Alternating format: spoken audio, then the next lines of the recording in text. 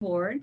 Yeah, I have the honor of being on the board, and I want to welcome all of you to the State of the Cities, which our council puts on every year as an event, usually in person. And we're excited to have 3 city managers speak today who represent Wilton Manors, Oakland Park, and actually Deerfield Beach. Unfortunately, Chris Lagerbloom had to drop out early this morning as he wasn't feeling well, but he promised us that he would reschedule to give us an update, and perhaps when Dan speaks, he can talk to the Uptown area and maybe Fort Lauderdale in general with happenings. So I want to also thank our sponsors, Tim Hart and R3 Accounting, as well as I believe Brooke Trace is on the call with North Beach Art Gallery for being our sponsors today for this event, and they'll also speak soon. So I want to share with everyone quickly the mission of our council, which is to increase business for these areas through sharing information and news and promoting their local happenings with the chamber. So I also want to let you know that this event is being recorded, and if you would please put yourself on mute, and we will also take questions in the chat. If you would share those questions in the chat. I want to recognize all the people on the call today. We have a lot of VIPs today, and as well as attendees. The chamber really appreciates when you sign up for these events in advance, because it helps them plan, and it also allows us the opportunity to call you out, because we do want to acknowledge you and your participation and support of the chamber. So first, I'd like to just start out with VIPs, and this is in no particular order. First, Stephen Tilbrook with Ackerman. He's our incoming chair. VIP speaker, City Manager Dave Santucci with City of Deerfield Beach. Timothy Hart, who is our sponsor today, R3 Accounting, and he's also the past chair of this council. Christine Madsen, past chair for the board. Tom Green, who is the interim mayor for Wilton Manors. Tim Lonergan for City Commissioner, Oakland Park. Our other sponsor, as I mentioned before, Brooke Trace with North Beach Art Gallery. Also a VIP and speaker, City Manager David Hebert with City of Oakland Park. VIP and speaker Leigh Henderson with the City of Wilton Manors. City Manager with City of Wilton Manors. We already heard from Melissa Milroy, who is our chair designate and did an unbelievable job with the DC Summit, which everybody should consider going on. Hopefully it's happening this next year coming up. Our current chair of the board, Mr. Bill Feinberg, who will also share a couple words with us. And then I'd like to recognize our council members, which are Caitlin Collier with City of Oakland Park, Teresa Sebastian with Synovus Bank, Pamela Landy, Assistant City Manager with City of Wilton Manors, Ken Krasnow with Colliers, and he is also the chair of the Real Estate and Construction Council. They also have a meeting happening later today, which he's done a great job with. And then also our Pia Dahlquist with Mai Kai Restaurant and Polynesian Show. And I'm only reading out people who registered with the event. So the rest of the folks on my list are Kimberly Alans, sorry if I'm not saying your name correctly, City of Wilton Manors, Peter Schwartz, City of Oakland Park, Richard Lewin, RSL Consulting Group, Candy Landers, Brightway Insurance, Doug McCraw, Fat Village Arts District, Jillian Bruce, Courtyard Fort Lauderdale Downtown, Elliot, oh my goodness, Shignali, One South Florida Wealth Advisors, Daniel Davila, Chen Moore and Associates, Jerry Agili, Sterling Operations, we're almost done, hang in there, Kevin Kochran, Mary Adams, Jennifer Froste, City of Oakland Park, Paul Weinberg, Keith and Associates, Kyle Gibson, Roberta Moore, Patrick Can, Audrey Lung. I'm sorry, I didn't say the city. For Patrick Can is City of Wilton Manors. Audrey Lung is Broward County. Daniel Korolev, American National Bank. Louis Franco, CMIT Solutions of Fort Lauderdale Downtown. Robert F. Cowdrey, Bank Consultant. Jane Morgan, Florida Atlantic University. Stephen Williams, Keith, and I believe that would be Keith and Associates. Dennis Jordan, Deerfield Beach Chamber of Commerce. Kevin, and again, welcome, Deerfield Beach Chamber of Commerce. Kevin Gibbs, Troy and Banks. Jose Acosta, Chen Moore and Associates. Kieran Rachels, Chen Moore and Associates. Kathleen Margolis Consulting. Stephanie Zavarino, Belmont Village. Catherine Salerno, Broward Health. Ashley Boxer, Broward Health. Carrie Ezrol, Goran Sheriff Doty and Ezrol. Robin Martin, Rebuilding Together, Broward County.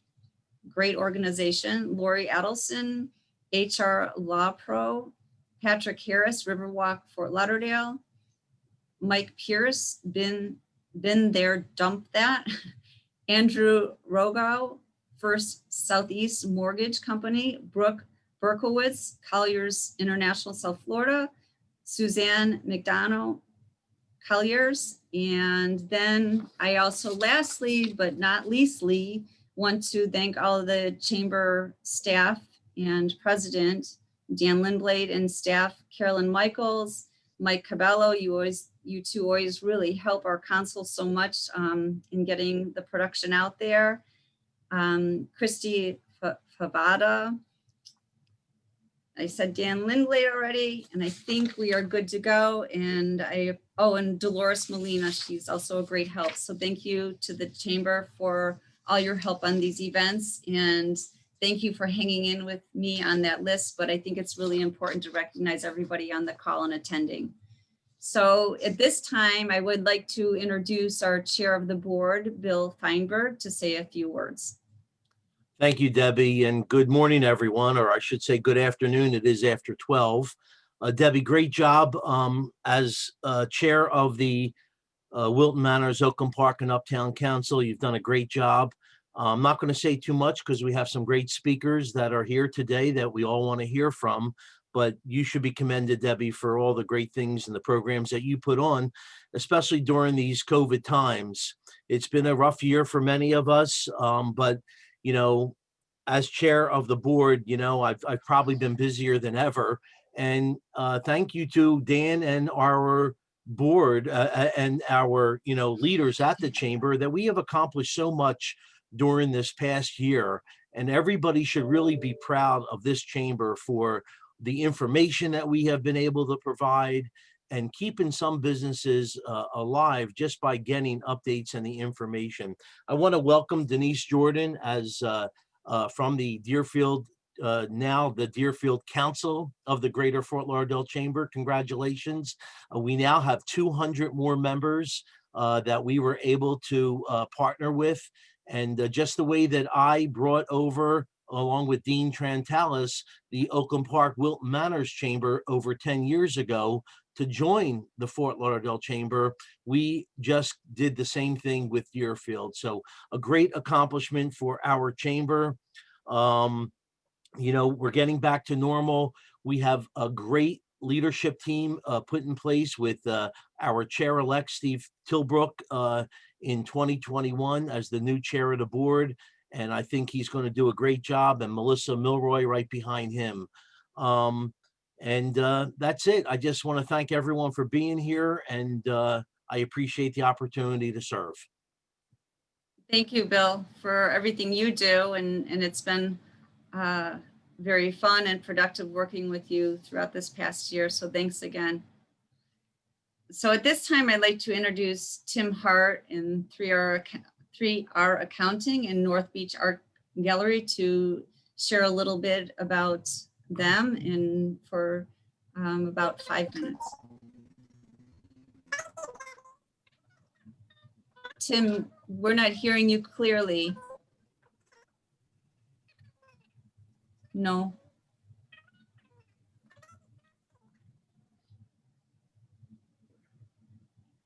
Tim, you probably want to log out and then log back in. I would recommend that because you're on like speed fast forward. You sound like the chipmunks.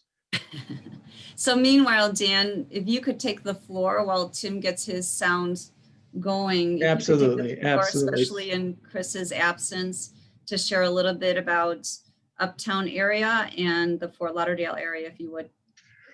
Well, thanks so much, Debbie, and good afternoon, everybody. And Chairman Bill, great comments about Deerfield. Welcome, Denise. David, welcome as city manager up there. Great to see you. All our city managers.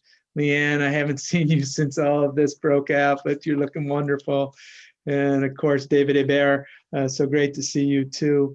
I was on a conference call with Mayor Trantalis, the city of Fort Lauderdale this morning, with Microsoft and Microsoft International. We're going to be bringing an Accelerate program to the region that we've been discussing with them for about a month now. It's a great program. I'm very excited about it. It's going to deal in 3 specific areas: in resiliency and underserved areas of our community and the digital divide, and then also helping those underserved communities. So great news with them. As far as Uptown goes, Debbie, I have still not been to the stadium, so I cannot report very much on that in the Uptown area. Chris was set to discuss that, and Carolyn did ask me to bring some information, but I'm totally unprepared for the Uptown area as a region, although I know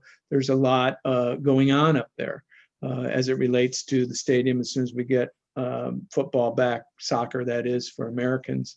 But as soon as that comes back, I'm sure that we're going to see some more activity up there. A couple of things I do want to just talk about briefly as it relates to COVID is, you're seeing a lot of activity because it is an election time in everything from how the statistics are reported to our preparedness here locally and us moving to new curfew of 12 o'clock now that we've been pushing for pretty hard from the county. You're also going to see this week a much slimmed down executive order from Administrator Henry that kind of consolidates the 29, 30, however many executive orders, I've lost track, but brings them into one new order so that we don't have to cross compare everything. So I think it'll be easier for businesses. I'm sure it'll be easier for the cities as well.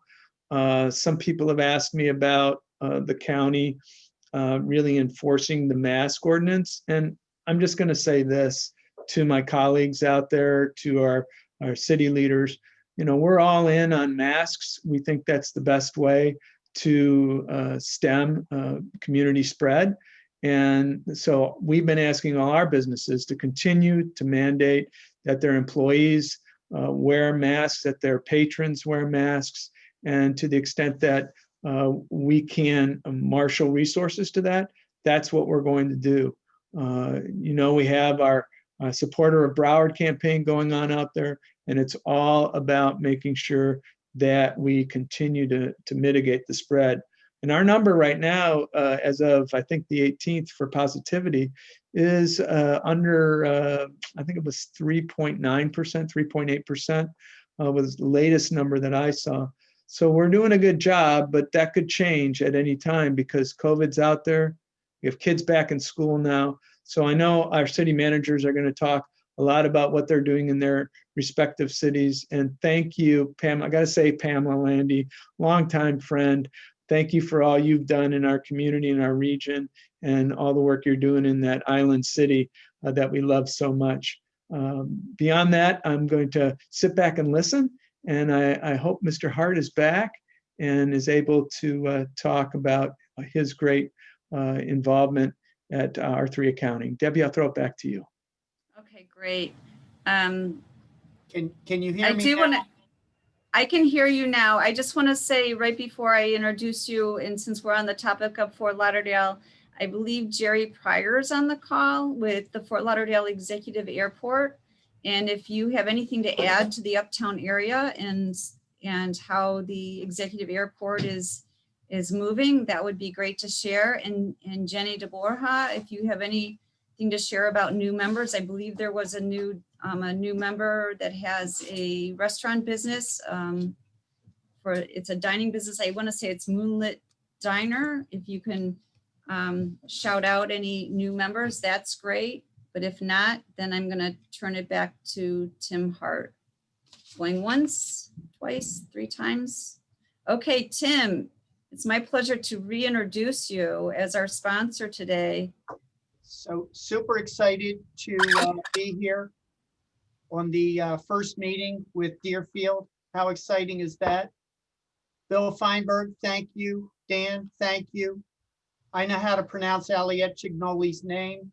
Thank you for being here. And Jenny, I'm glad they finally mentioned you. They should have mentioned you right up front. So I'm with R3 Accounting. I'm a CPA. And this is actually this council's final lunch of the year. So Debbie, what a great job in very trying circumstances. And I appreciate all of the city managers here getting ready to tell us about the city. So without any further ado, I'll ask Brooke Trace to tell us about the North Beach Art Gallery. And hello, thank you for having me. I'm pleased to tell you a little bit about North Beach Art Gallery and our latest happenings. I just did the Las Olas Art Festival with my photography. That was a spread out, interesting, good start for the season and trying to get back into business and get people moving. We really need to lean in and support one another at this time. At my gallery, we've got the only complete collection of Arte sculptures in the world. We also do custom framing. I've kept myself busy. We're by appointment and we mask up and show respect to everybody. I got certified to be an appraiser in this time as well as establishing a nonprofit platform to support the artists, whether it be performers or painters or photographers through events. So we've done virtual fashion show as well with Liz Costella, and we've tightened up with our neighborhood to support North Beach restaurants and shops.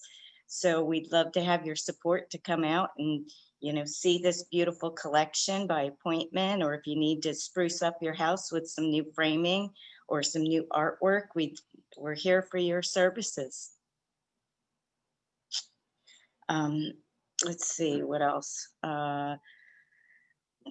It's been a busy time and it's been a tough adjustment, but we're here and we did a makeover of Candace's 33rd Street Wine Bar as well. We gave her a bar rescue makeover. So we're here to support. We'll be doing a new installation of artwork is there as well.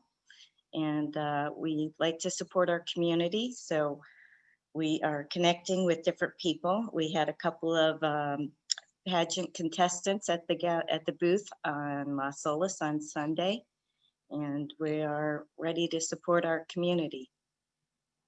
Thank you, Brooke, and thank you, Tim. And Brooke, it's amazing that just like many others, you've been innovative in these times, and it's a test of different ways to grow your business. So good for you. Is the artwork for sale at the wine bar?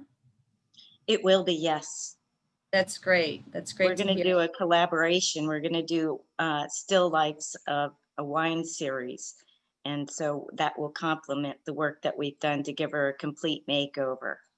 That is such a great cozy wine bar. And we discovered that when she was doing a charity one time, and in such a great little area. So Well, you Good have to come down and check it out. It really is amazing. People are wowed by the work that we've done to give her a fresh restart.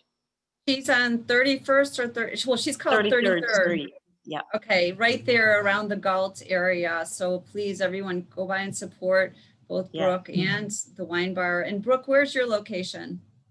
I'm on 34th Street, 33, 34 Northeast 34th Street, down by Greek Isles. Please support Brooke and her business as well as Tim. And I just want to mention, it's more of a closing comment, but I'm going to say it now because it's appropriate. There's a couple ways we could really support the chamber. And one is by bringing in members, referring new members. And the second one is supporting our members. So I really encourage everyone on this call, the first step, if you need a product or service, to look it up on the website. If you can't find it on the website, please call the chamber and ask them for a business that does whatever product or service that you're offering. So thank you again, Brooke and Tim, for that. And without further ado, I am going to introduce the speakers one at a time.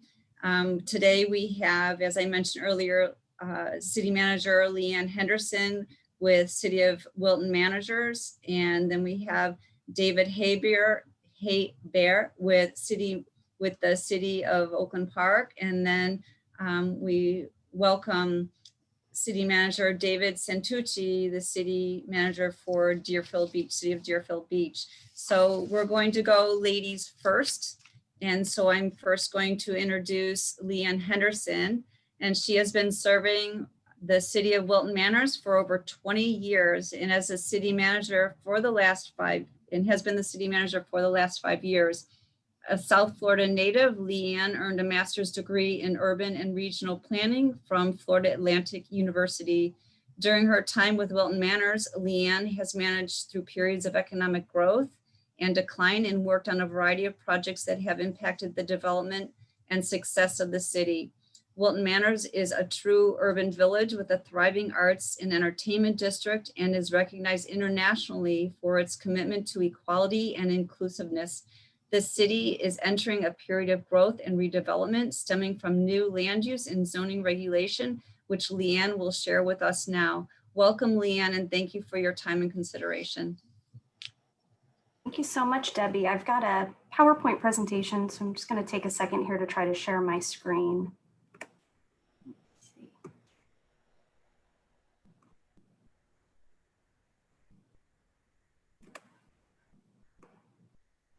Okay, looks like it's working.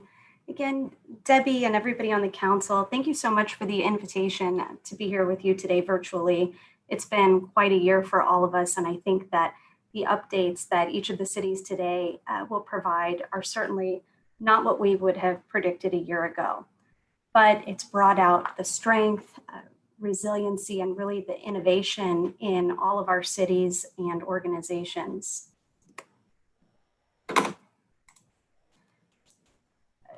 As I said, 2020 was a difficult year, but it's been particularly difficult for us in our Wilton Manors community. Many of you may know we lost our mayor suddenly in February, just before the onset of the pandemic. And I wanted to take a quick moment to recognize Justin, who deeply loved Wilton Manors and was devoted to public service. He believed in kindness and civility in his public life, and his death was a huge loss for our community. Many of the initiatives that he championed are being carried on, and his legacy is evolving. While it's been a challenging year, I'm proud to say that our little island city has been quite resilient. Our top priority over the last several months and during the COVID public health emergency has been to protect the health and the lives of our community and our workforce. Wilton Manors, along with the other cities in Broward County, had to close our city hall to the public early on in the pandemic, and our team quickly adapted in order to continue providing our community with essential services. We launched online and virtual programs, including online permitting and plan review so that construction could continue. We also now offer online business and residential licenses. Our library, which is a resource for so many in our community, began taking phone and email orders and now offers curbside pickup. Our IT team quickly found solutions so that our staff could telework and we could continue virtual city commission and board meetings so that the business of Wilton Manors would continue with minimal disruption. One of the significant impacts to the city from the pandemic has been a sudden and unexpected loss of revenue. Just like the private sector was impacted from the shutdown, so was the city's budget. We receive a significant amount of our funding from program and event fees and state revenue sharing from sales taxes and gas tax. So when the economy closed, we had to make some very quick budget adjustments.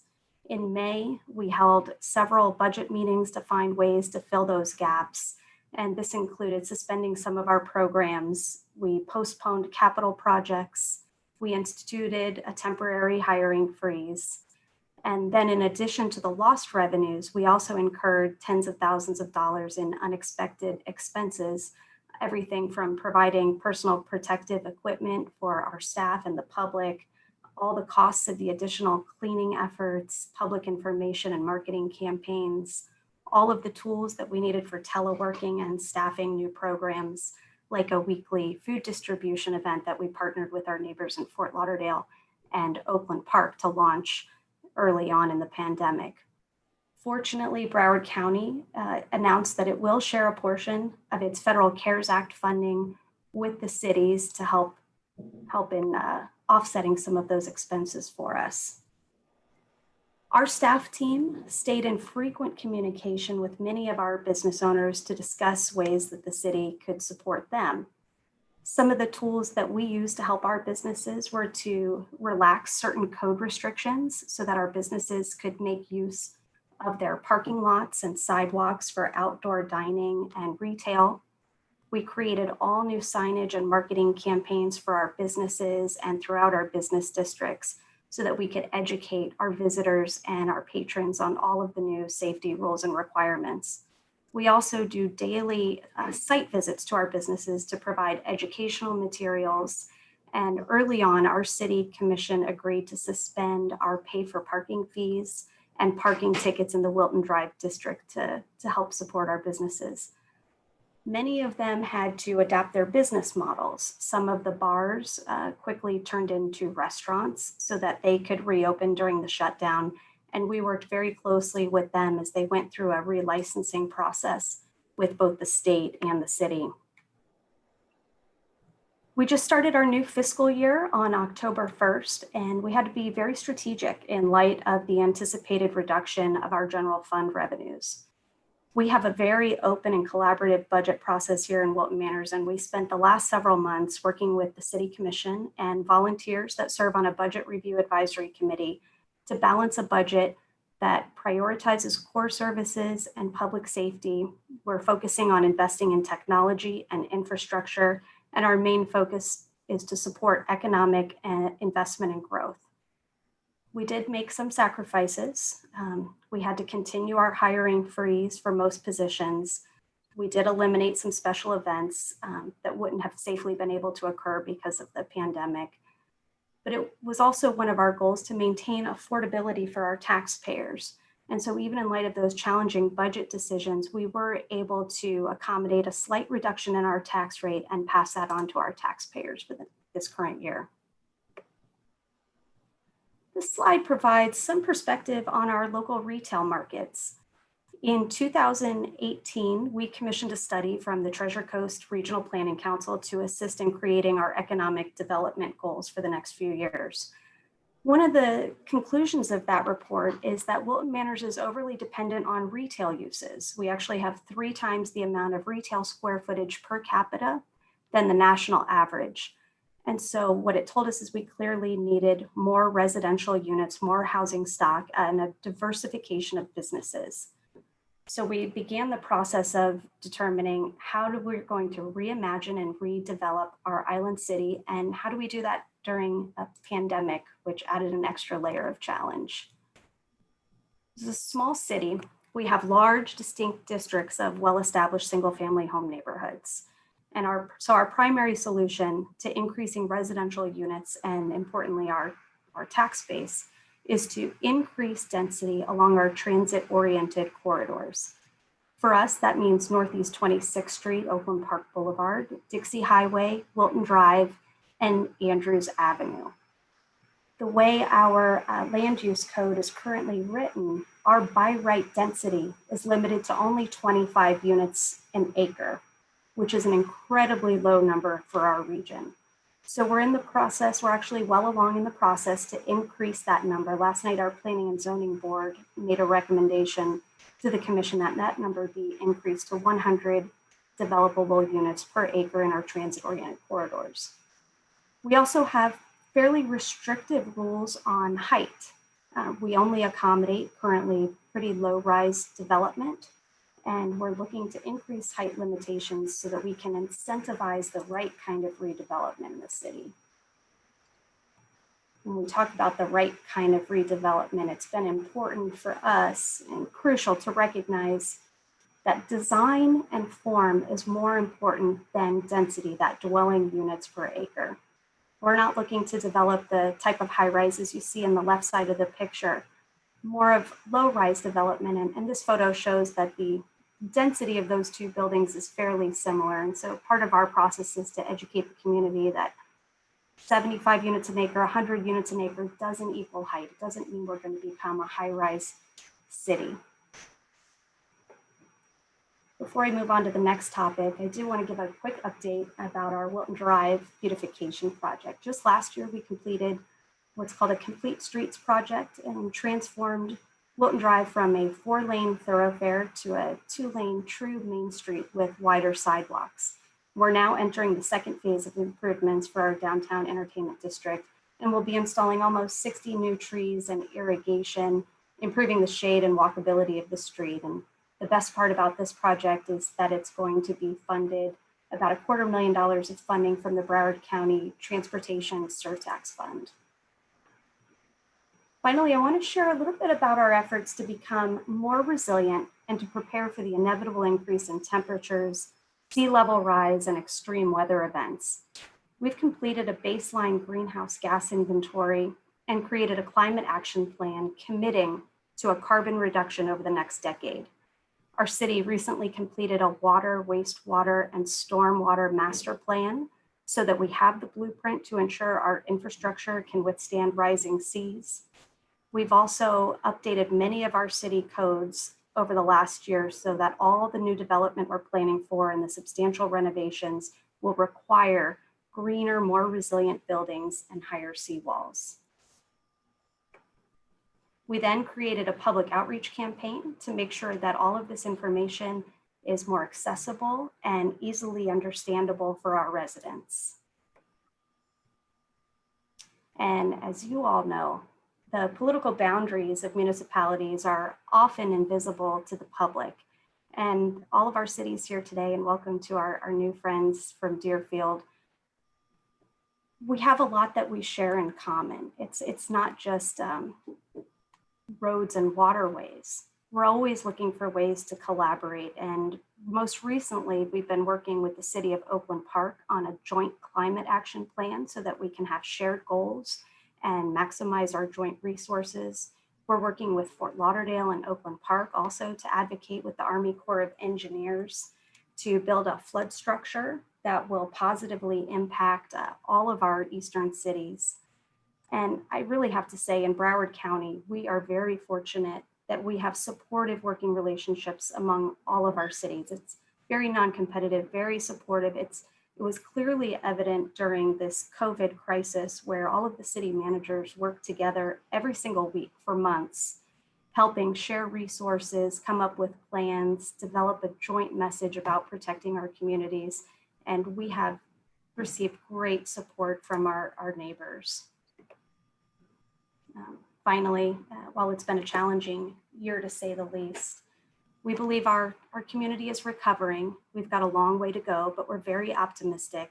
We're sharply focused on our future, as I know all of you are as well. And I want to thank you again for this opportunity to provide an update on what's going on in Wilton Manors. And if you'd like, I'm more than happy to open for questions. So we're going to take questions in the chat at the end after Perfect. all three speakers, but thank you so much for your presentation, your research, your review of your plans, and your redirecting given the situation we have today and the outreach. And then finally, the collaboration is so impressive. So good for you in the city of Wilton Manors.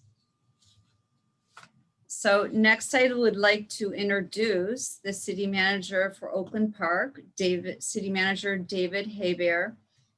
The Oakland Park City Commission hired David from a strong pool of candidates a year ago. David has a lengthy history of public service, having spent 10 years as an assistant district attorney in New York before serving as assistant city manager for the cities of Fort Lauderdale and Homestead. David began his career as a high school teacher and holds a master's degree in educational administration while working full-time as an administrator for the New York State Society of CPAs. He earned his Juris Doctorate cum laude from Pace School of Law, where he served as an editor on the Law Review. The city of Oakland Park we strive every day to deliver in a friendly, courteous, reliable, and responsive.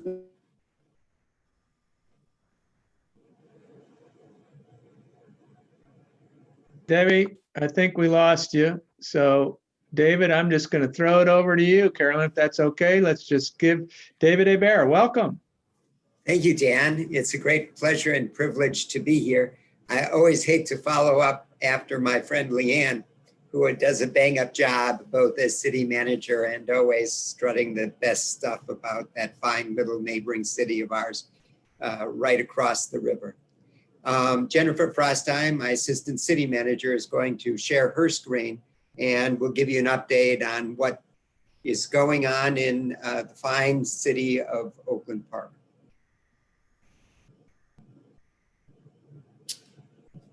We'll start, like Leanne did, with the tragic pandemic that we're all facing. As soon as we ended up closing to the public, we opened a call center and have handled thousands of calls for service. Our librarians staff those phone calls and direct people, whether it's a city-related matter or elsewhere, to make sure that they get the assistance that they're looking for. Like Wilton Manors, we took pretty dramatic action to try to address the economic challenges that we're facing the city, including remote work from home and even asking our vendors for a voluntary rate reduction. Many of them came through, and I assure you they will not be soon forgotten. Our staff all took a 10% hourly reduction in hours served, except for fire rescue and our sanitation unit. As Leanne also mentioned, we opened a drive-through food distribution location at Mills Pond Park, where the three cities, Fort Lauderdale, Wilton Manors, and Oakland Park, have already delivered more than 20,000 packages for families for home food assistance. And we've also utilized that entity, South Florida, for our homebound deliveries for those individuals that can't get out themselves. We also were able to procure thousands and thousands of masks, which we made available for our senior centers and childcare areas that were still operating. And then beyond that, to our businesses. When we were able to reopen our businesses again, we delivered reopening bags to more than 2,000 businesses here in Oakland Park, where we had signage and stickers and masks all made available to help assist them when they reopened after the shutdown had occurred. We also instituted a new marketing effort. We call it Find It in Oakland Park and Live Like a Local. It's a hashtag, so sign up for it and help us support our small business community. We're doing that in a very real way, in part thanks to the CARES money that the county has made available that Leanne had referenced, up to $15,000 to help service those smaller businesses in Oakland Park that suffered losses during the pandemic. And in the midst of a pandemic, we also realize that there's a large segment of our community that has serious concerns about the history of their treatment and perhaps the current practice of their treatment. And so we started sessions in conjunction with David Hunt and Associates regarding diversity and Black Lives Matters. And we're about to embark in anticipation of our centennial celebration, which I'll talk about a little bit more in the future, on an effort to try to recognize that those least available and least able to handle some of the challenges of life need assistance from local municipalities as well. So we are going to be collecting the stories of the diversity of our community in a format that we hope will be able to be published as part of our centennial celebration. And we've also undertaken an effort to deal with the challenges at a countywide basis of affordable housing. Presently, Oakland Park does not suffer from a lack of affordable housing. Our price points are still very competitive, but we recognize that this is a long-term commitment and that we all have to be engaged in recognizing that workforce housing is something that we need to make available if we want this community to continue to thrive. I'd like to talk about some of our public investment initiatives, which we have undertaken recently, and they include a number of efforts, including our $90 million infrastructure investment. You know, it's the easiest thing in the world to ignore maintenance of the foundational infrastructure of a city. And it rarely comes back to bite you, the city manager, but it certainly comes back to bite your successor. And I think we're seeing that in Fort Lauderdale right now with the challenges that Chris had left on his plate. We are not taking that risk in Oakland Park. We've invested $90 million and completed the last of that effort just this last year to make sure that our infrastructure is strong and resilient and that we don't face the challenges of sinking any faster into a flooding world than anybody else does. We also, as Leanne had indicated, entered into a climate action plan with our sister city in Wilton Manors. And like them, we have set standards and expectations. We no longer use glyphosate here in the city. We are looking at recapturing of water initiatives, and certainly flooding continues to be a challenge, especially where those tidal situations occur. And this time of year, notably because of the king tides. But above ground, we're also investing in our streetscapes. Those of you that utilize Andrews Avenue or West Oakland Park Boulevard have perhaps noticed some incredible improvements there over the last year or so. We have projects underway right now on Prospect Road and also on Northwest 21st Avenue, and several upcoming projects, all of which will help I hope beautify the area and also provide for multimodal transportation options. As part of the pandemic planning, we decided that we were going to enhance a new area of our city called the Stunson Nature Trail, named after my predecessor. And so we partnered with Fairchild Botanical Garden to reinvest in the flora of South Florida. And we are buying thousands of native orchid plants.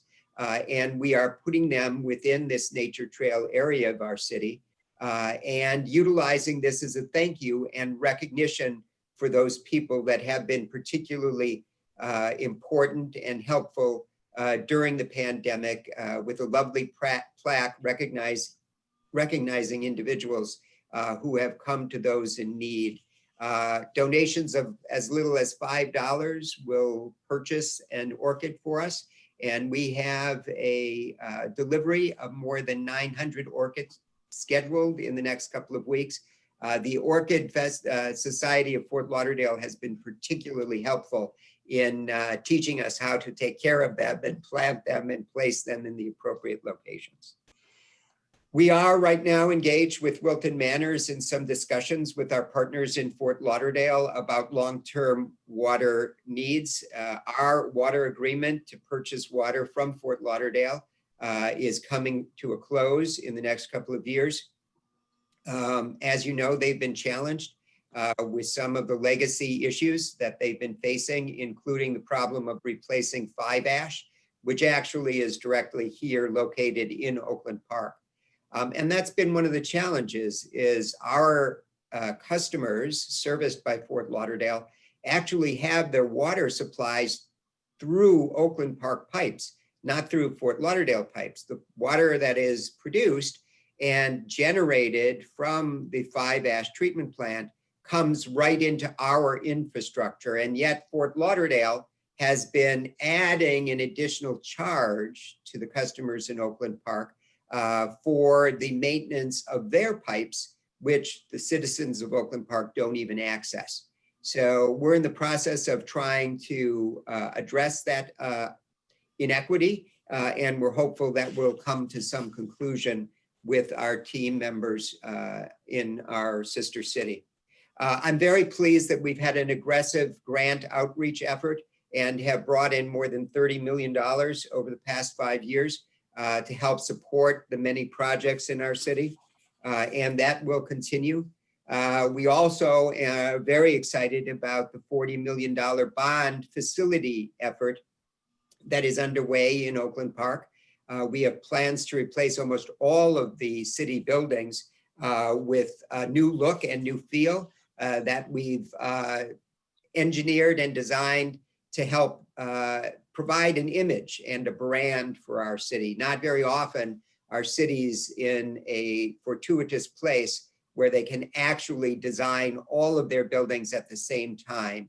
And we really wanted to make that look something that would be recognizable both for our citizens and for those that come and visit us from beyond the city limits. So we're really excited. We partnered with Ziskovich Architects out of Miami to come up with this.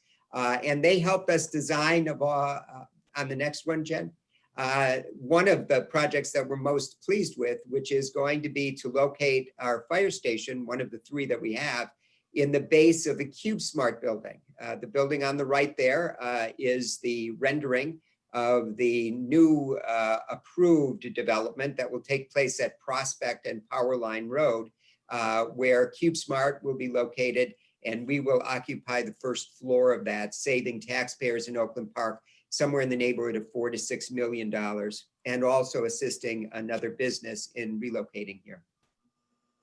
But we're not the only ones investing in Oakland Park. We have a lot of private projects underway too. One of the very exciting ones takes place on what some of you may recall as fairly infamous businesses that no longer are here. Pure Platinum and Solid Gold were frequent marketers on taxi cabs back in the day. And that's where I first recognized Oakland Park as a strip club location. Those 2 buildings are now vacated, demolished, and the new buildings that are envisioned and have been approved for those 2 sites are presently named O and O2, and they will be beautiful residential mixed-use buildings on Federal Highway. We also have underway right now a private development at the old Oak Tree Golf Course, which has been closed now for more than a decade. Pulte Homes is the purchaser and developer of that land, and they envision some lovely townhomes and single-family homes that'll go up to the price of $650,000 to $700,000. I talked to their representative just the other day, and I was told that they have already sold out on all of the high-end models during their first phase of building. So we're very excited about welcoming them. We also have a project that is being considered with the Urban League down in the southwest of our city. This is going to be called Urban League, the Village at Oakland Park. This is a workforce housing planned community for ages childhood all the way through seniors and is a really exciting addition to an area that has been blighted for too long. SEBA Group is up on Dixie Highway. They have land and approval to build townhomes up on the north side of our city. It's hard to see on the map if you're having it disguised by the unfortunate picture of my Zoom video. I apologize, but we're excited about that project as well. Happening very soon is the redevelopment of the old Kmart site there on Oakland Park Boulevard by a realty firm by the name of Ram Realty. They purchased the Kmart site and will be closing over the next couple of months. They have approvals at that site to do 300 units, including studios, 1, 2, and 3 bedroom. And also, very excitingly, to bring and welcome a new Sprouts food market on the north part of that lot on Oakland Park Boulevard. The south end will be part of a park pavilion, which will provide access to the public from Oakland Park Boulevard down to the river. And we're really excited about that use of that land as well. The old Pearls building, which was vacant then for a while and then opened as a Lucky's, and Lucky's, of course, went out of business, unfortunately, earlier this year in Florida, has been purchased by Aldi's. So we're looking forward to welcoming another new business partner here in the city soon. And we have another residential area that's going to be joining us in the downtown called Central Park. That's a 42-unit residential unit, 5 stories, just north of Oakland Park Boulevard off of North Dixie.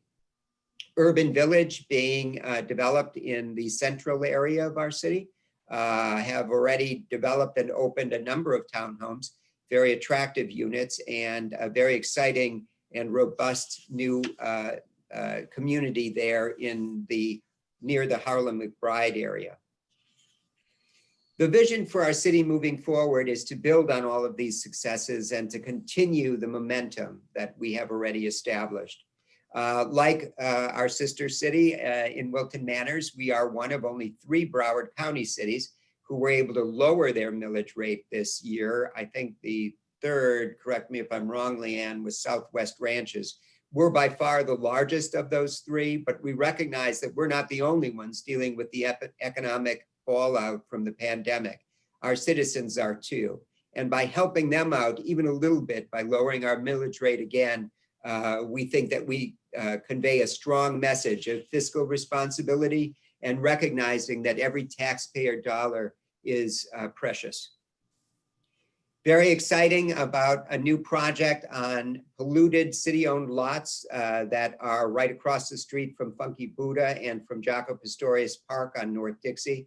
These lots were purchased by the city in the early 2000s and were polluted. The city knew that they were polluted, but they also knew it was going to cost some money to clean that up. We went shopping for a developer and we found one after doing a massing study and getting a design by Ziskovich Architects that we thought was financially viable. And we are in the final stages now of approving what is going to be called Oakland Park Square. It's a combination of live-work units and residential units with commercial on the first floors. To make the development viable, the city will be entering into a 15-year lease. And on the top of the building will be the new Oakland Park City Hall. We're very excited about that. That building will accommodate a walkway between the 2 buildings. And in order to allow for that to be placed there because of high transmission power lines that are underneath the building on the north side, they had to go so high that the building heights had to be raised. And now the building is approved for 6 stories, but will actually rise more than 80 feet in the air with City Hall at the top. We're very excited about the prospect of that moving forward. This design will have to change as a consequence of the additional height, but we're really excited that those residential units are going to be loft style units. And the group we're working with out of Miami, NRI, has done some really impressive work there. A lot of their buildings are right there around the Arsht Center. If you're familiar with that new development there of the apartment buildings that are going up, that's what they envision to bring here in Oakland Park. The other project that we're beginning to talk about is what are we going to do once City Hall is no longer at its current location and moves into our rental digs across the street. That will essentially free up somewhere in the neighborhood of 4 or 5 or maybe as many as 6 or 7 acres if we wanted to acquire some additional property that is owned by the city currently right across the street from Funky Buddha. So we're going to engage with the community to the best of our abilities during a pandemic to try to see what ideas they have and see what we can do as far as envisioning a future for that property as well. The library is on that property right now, but it will be moving to a new area of the city called City Park. City Park is actually located just 1 mile to the west of where the buildings are that we were just referencing, the area that will be developed as well as the new City Hall. This is where we have our Wemberley and Stevens Fields right now, but also where our Public Works Administration building is located. We intend to demolish that building and convert it to parkland and then transform the current Collins Community Center as well as the fire station that's currently located there into additional park space. And that's where we will be relocating the library to as part of that $40 million bond effort. This area is just to the north of Harlem McBride, which is on the west side of the train tracks in the less developed and less well-off area of our city.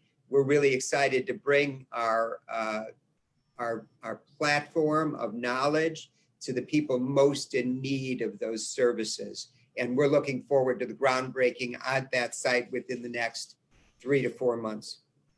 At the same time, we're making long-term plans for our downtown and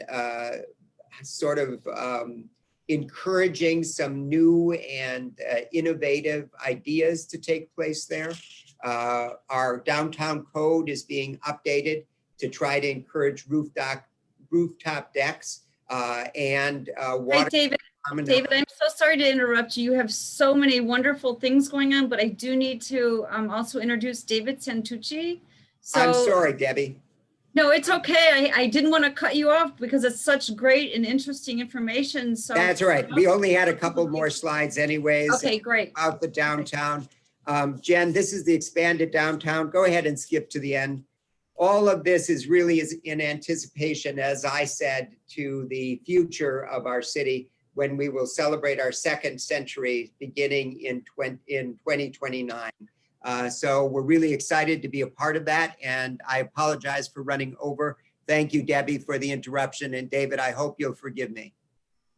David Hebert, thank you so much. It's congratulations on all these projects. I mean, I took notes and I had to go to a second page, and I hope your presentation will be available to our members so that they can look it over again. And again, congratulations, because I know it takes years of planning and discussions, and I know you did a lot of Outlook. And I also want to let you know that it's been a great pleasure to work with Brad Ostroff and Caitlin Collier on our council. They've always been, they've consistently shared information with us in promoting your city. So thank you again. So now it is my pleasure and honor to introduce the city manager, David Santucci, for the city of Deerfield Beach. Mr. Santucci has over 17 years of public administration experience. He began a career in public service by enlisting in the United States Marine Corps in August 2000, where as a sergeant, he managed fiscal and logistic operations for a Marine Wing Support Squadron during the Iraq War. Mr. Santucci, thank you so much for your service. In 2004, David started working in local government, first with Leigh County, Florida, then with the city of Coconut Creek in the public procurement profession. He joined Deerfield Beach in June of 2011 as a purchasing manager and was promoted to the assistant to the city manager, purchasing director in October 2014. In February 2016, he was named as the interim assistant city manager and permanently in October 2016. In April 2019, he was named the interim city manager and permanently in September 2019. David graduated summa cum laude from Florida Atlantic University with a degree in public administration. He is a certified public procurement officer. He is a member of International City County Management Association, Florida's and Broward County's City Manager Association, Florida Association of Public Procurement Officers, and the National Institute of Government Procurement, where he serves on the member council. It is my pleasure to introduce you to City Manager David Santucci.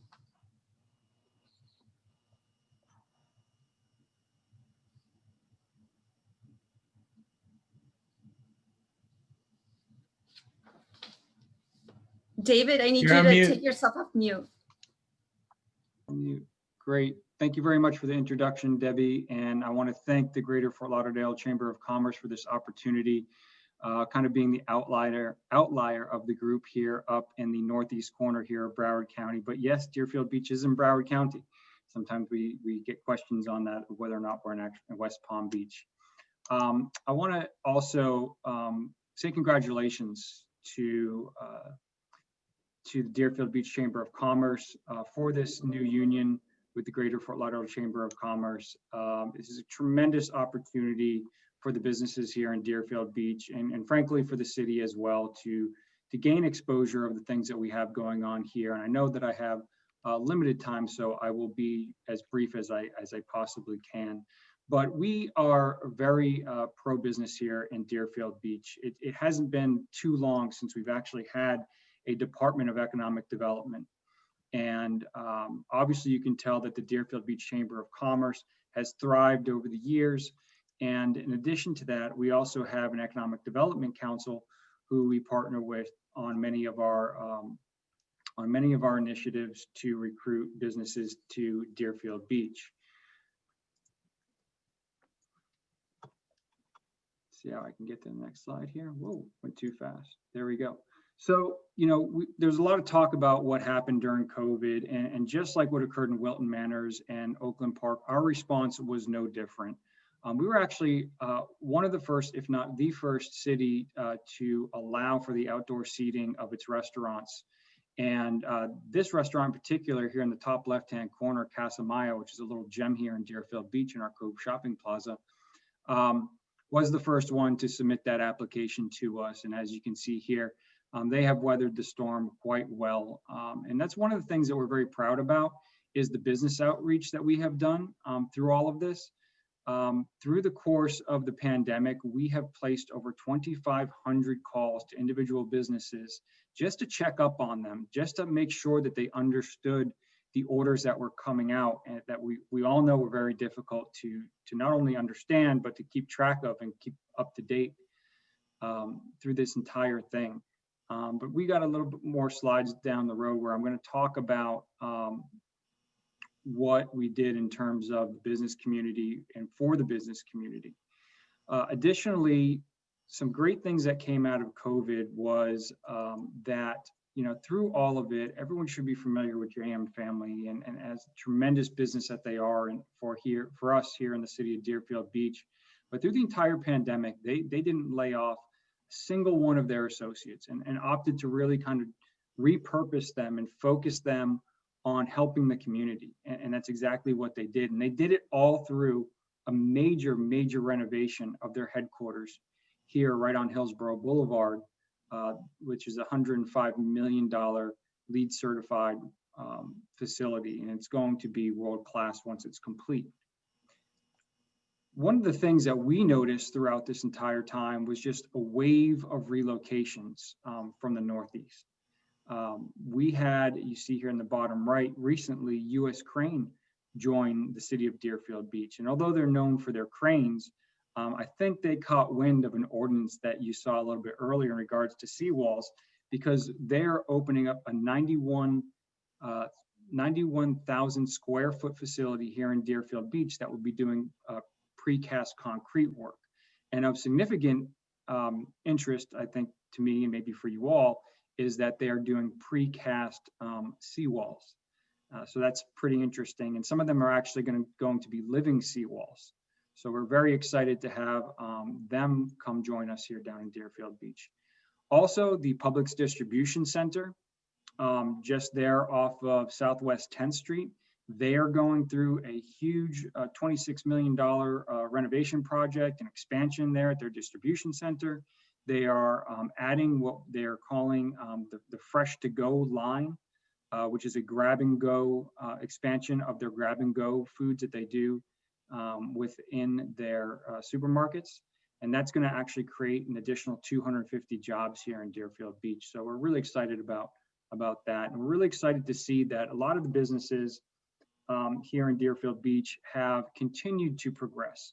We're very fortunate here to have a business base that is focused on, technology and medicine, high tech industry, and they really, fortunately have not been as impacted by COVID as some of the ones that are focused more on service and tourism. But fortunately, we have those businesses here in Deerfield Beach. But through this pandemic, just to speak a little bit about what we did in more detail, aside from the 2,500 calls that we did on a regular basis weekly to provide support to these businesses, we actually saw 437 new firms through our business tax receipts come into the city. And what that really, what we saw was a lot of entrepreneurship, and we saw a lot of new home-based businesses. And as soon as we caught wind of that and we saw that, we immediately partnered with SCORE Broward to offer weekly entrepreneurship trainings, not just in English, but in Spanish and Portuguese as well. And those programs were very, very well attended. We had approximately, every time we did one, we had over 125 participants. And not only were these Deerfield Beach businesses or even Florida businesses, there was international participation in this. So we're really proud of that effort.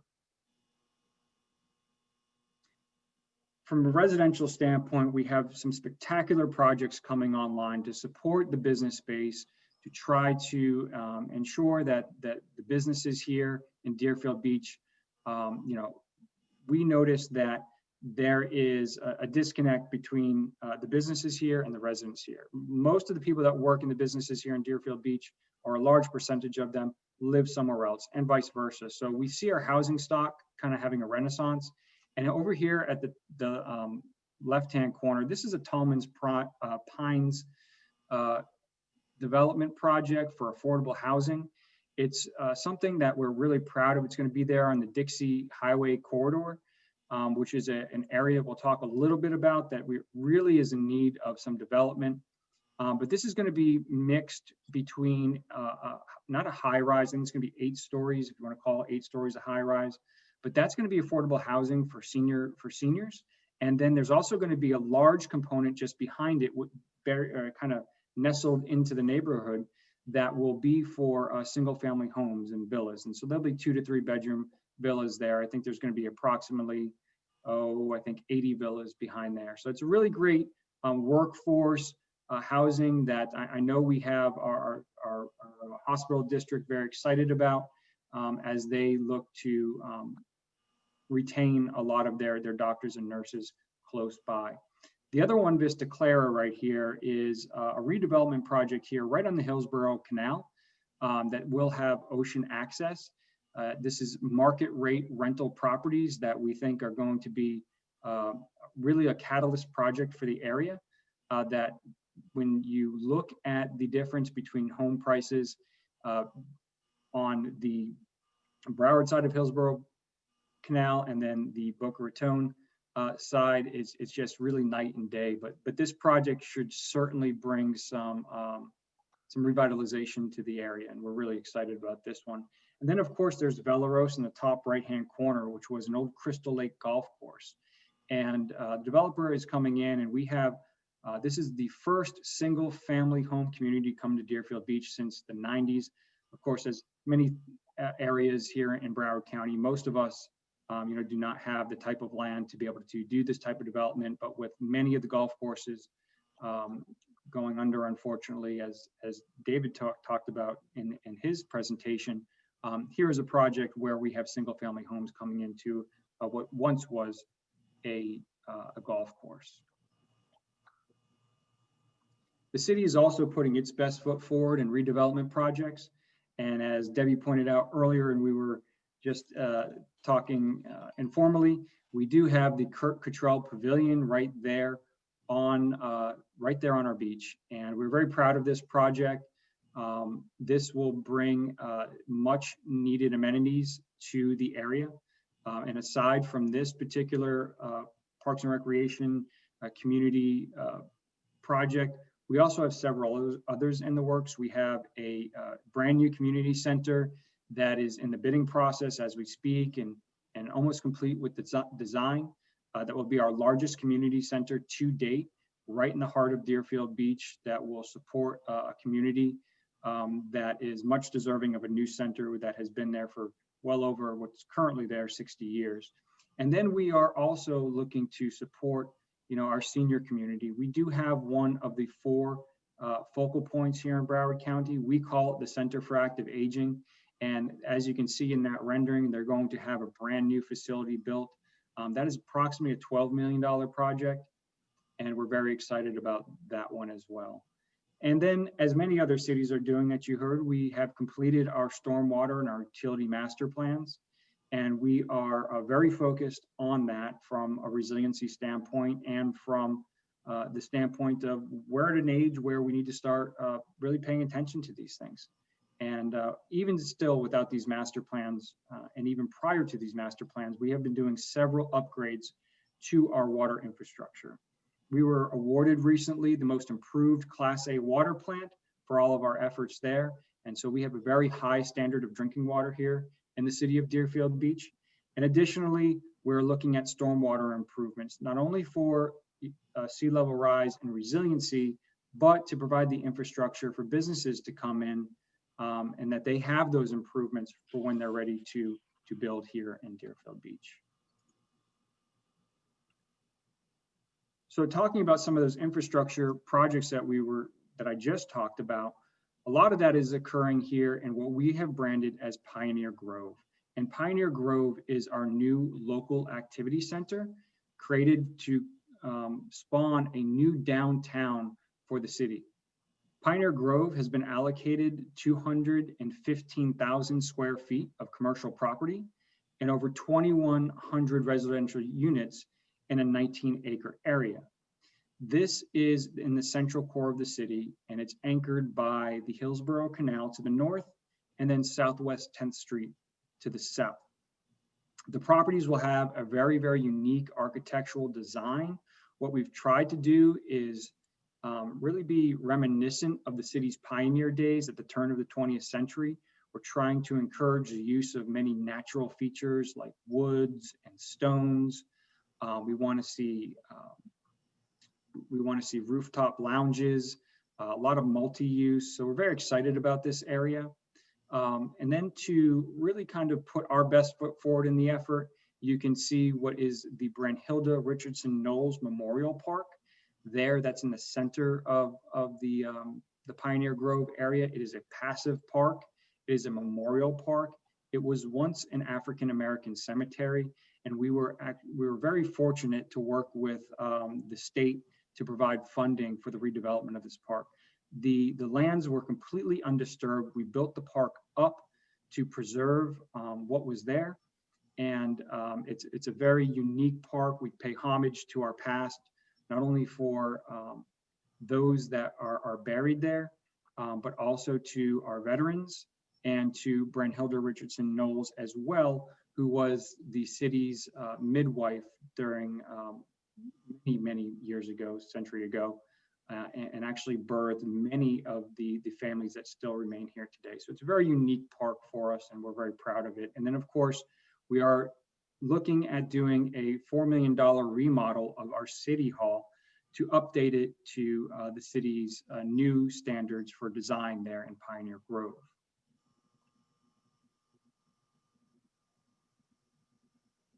Lastly, we're really focused on our future planning activities.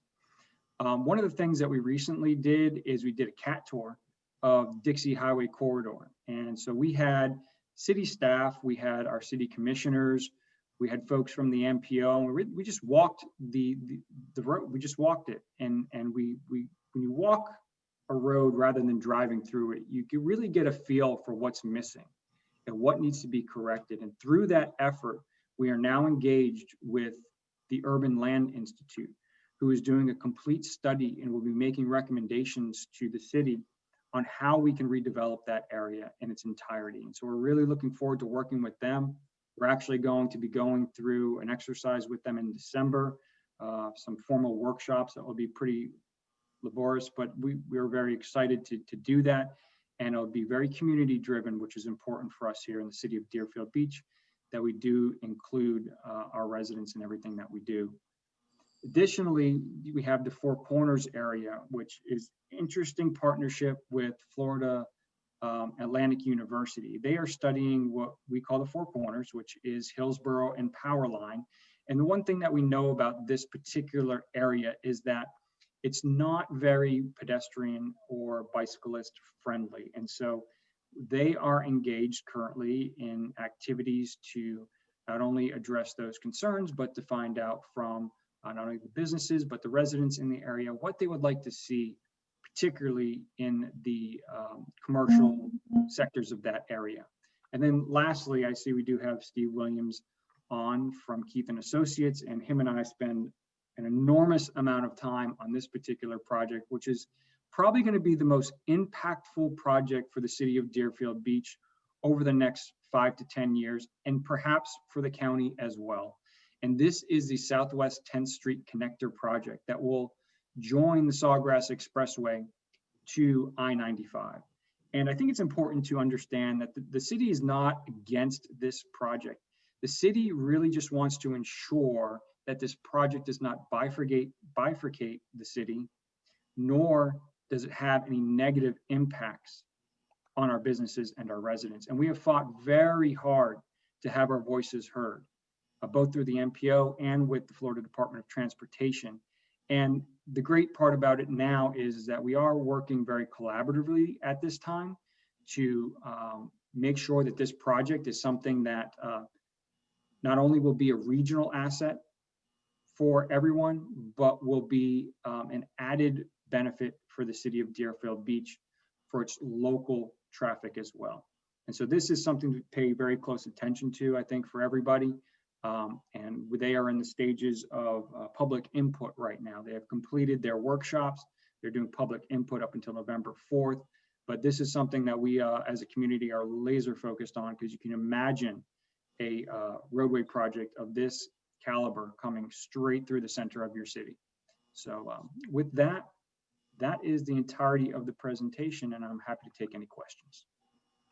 Thank you so much, David, for your time and consideration in your presentation. And again, I want to welcome the city of Deerfield Beach and the Deerfield Beach Chamber of Commerce to the Greater Fort Lauderdale Chamber of Commerce.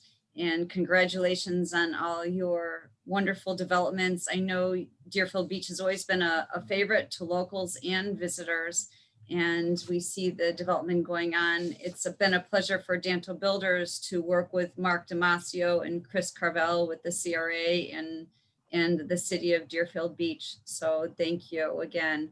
So at this time, I'd like to see if there's any questions. I don't see anything in the chat, although when I was bounced off, I did lose chat. So if someone has a question, if you could please put it in the chat.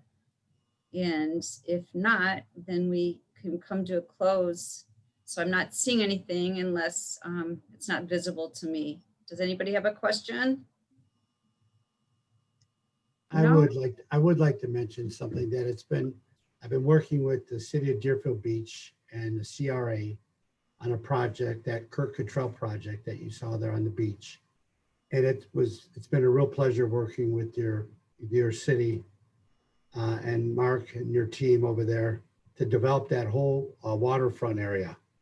They're really developing that whole pedestrian walk area to be a really nice area to be around. And your pier and all your work you did there, the restaurants and your amenities. Appreciate that very much, Craig. And I just want to thank you and your company for pressing through a very, very difficult time and for continuing to make the progress that you have on the project. You guys have been outstanding. So thank you. Yeah, it's a team effort from everyone. Thank you.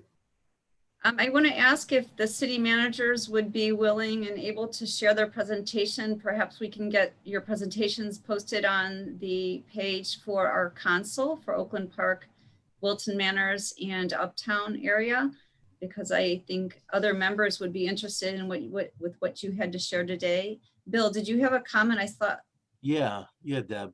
I just want to say what a great presentation by all the cities.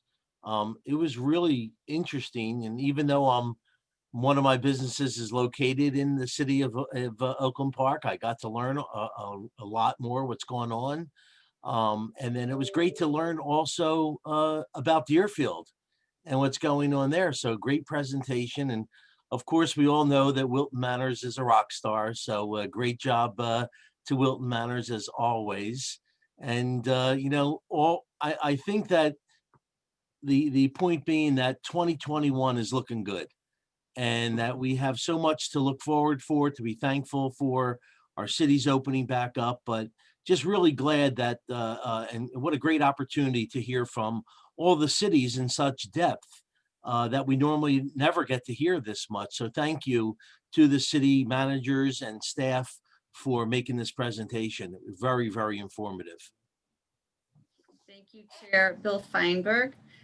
And I would like to say in closing, and of course, if Dan has anything else to say as well, if you're not already a member of the chamber, please give Jenny DeBorja at the chamber a call.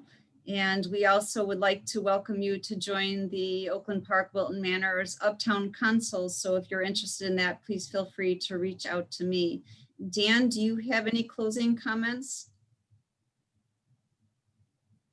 No? Okay. Well, thank you again to all the city managers. We really appreciate you all and your time and consideration.